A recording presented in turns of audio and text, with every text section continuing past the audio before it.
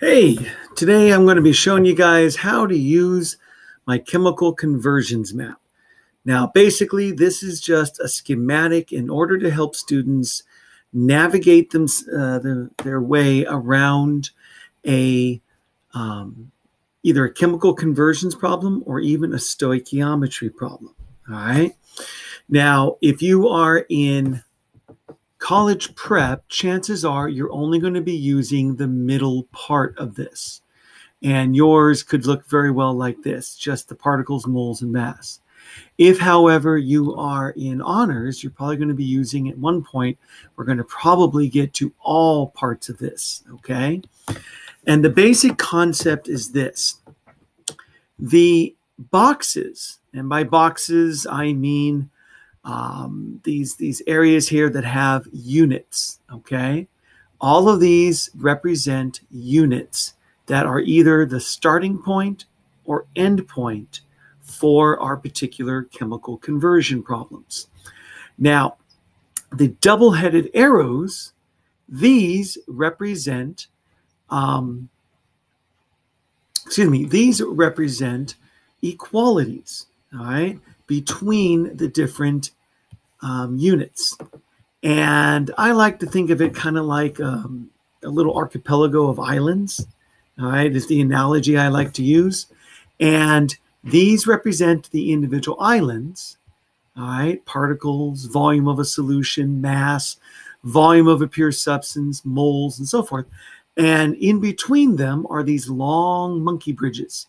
All right, these long wooden bridges, like between, like on Shrek or in Indiana Jones or something, right? These long wooden bridges from one island to another.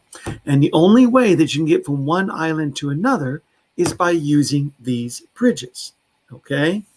And the basic premise is you look at your starting point and you look at your end point and you find them on this map, okay? And let's say you have a problem where it gives you the number of grams of, I don't know, salt, all right, NaCl, and it's asking for how many formula units there are. Well, basically, since the mass is over here, this is where grams live, this is the starting point.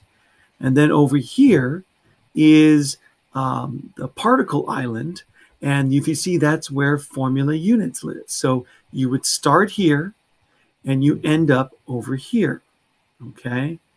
And if you notice, you're going to be crossing, in this particular case, 2 monkey bridges. You go from mass to moles, that's 1 monkey bridge.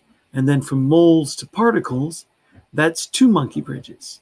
And since you require 2 monkey bridges, as it were, that means this problem requires 2 equalities.